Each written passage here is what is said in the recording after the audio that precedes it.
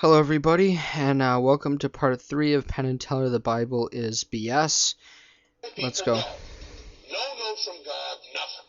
We are told that these people spent 40 years wandering around in the desert. They escaped as slaves from Egypt and so forth. There is not a shred of archaeological or historical evidence outside of the Bible that this is even true. Yes, there is. There's tablets about the Egyptian pharaohs leading a raid to go into the land of Canaan and gather slaves. The Egyptians were notorious about their slaves. You know, what you think all these pyramids and their culture and civilization just happened to spring up and be so prosperous in the desert. This shows, I'm almost fed up with this video because it's lack of understanding archaeology, and that there's lots of archaeology that does prove the scriptures. Anyways, let us continue. That it ever even happened. You would think that if people spent 40 years wandering around in the desert, they'd leave some archaeological evidence. Well, what? What would you want them to leave behind? Their pottery? Their tents? Their animals? They need those. They needed them for wandering, for when they were looking for the promised land. Now, the reason why they were wandering around, there's two prongs to this. One is the fact that they weren't ready for what God had promised them, the promised land. They were being disobedient. Secondly, there's three. Secondly is God was putting them in a new environment. Anytime we're going to start accepting God and understanding His holiness, we need a change of scenery. We need to get away from all the idols. And this is one of the reasons why God brought them out of there. Number 3 is to give 40 years he already gave 700 years, but another 40 years for the people in the land of Canaan, for time for them to repent and stop all of their children sacrifices, body mutilations, idolatry, all the filthy, barbaric things they were doing with their various worship. So God was ripening them for judgment and getting His people ready to give them the land that He promised them, that He promised back to Abraham. There's absolutely none. There's no evidence that even somebody named Moses even existed. Well, yeah, there is. It's in the Bible.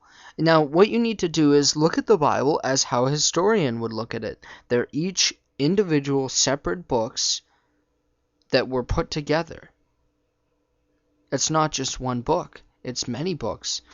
And that because there's one source that's a primary source about Moses, that means he never existed? This is the traditions of the Jews. This is their book. What do you mean he doesn't exist? Are you going to say that, take a figure like, we'll say, where there's only, we'll say, Caesar. There's less sources about him than there are for Moses, and you're going to say Moses never existed? Yet he did. Why? Because he brought the 10 Commandments, and they challenge your morality and your lifestyle. And this is why you don't want to hear it, and you want to just say that he never existed, because God challenges what we're doing. Are we living for others, or are we living for ourselves?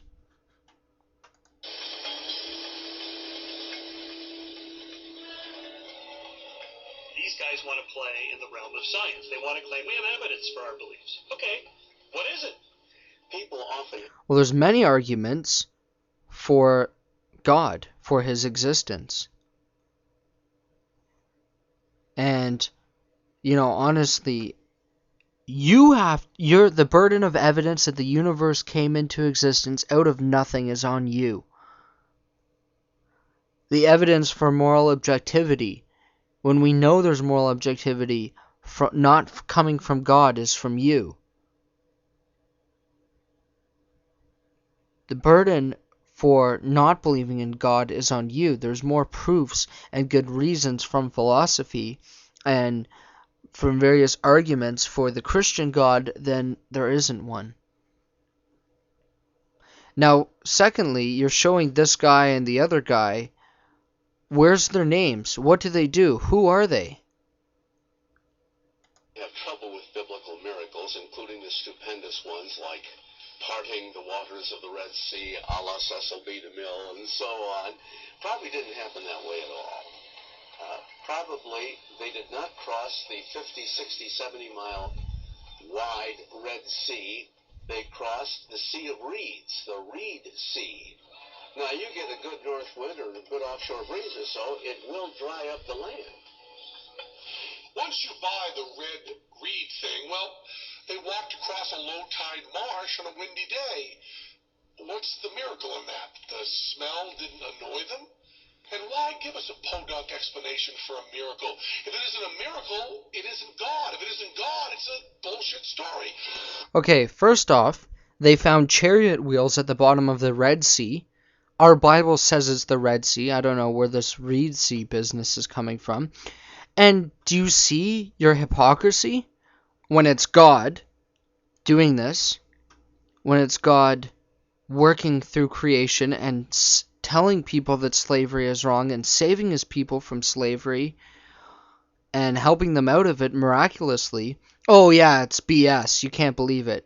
Then you want to try and reason it and give proofs from I don't know where, and I don't know who that guy is, saying that it's the Reed Sea. Well, then that's BS.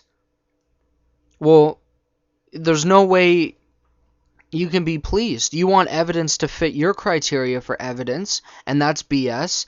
Then you want evidence from our scriptures that it is God who did this, who is working in his creation miraculously, and that's BS.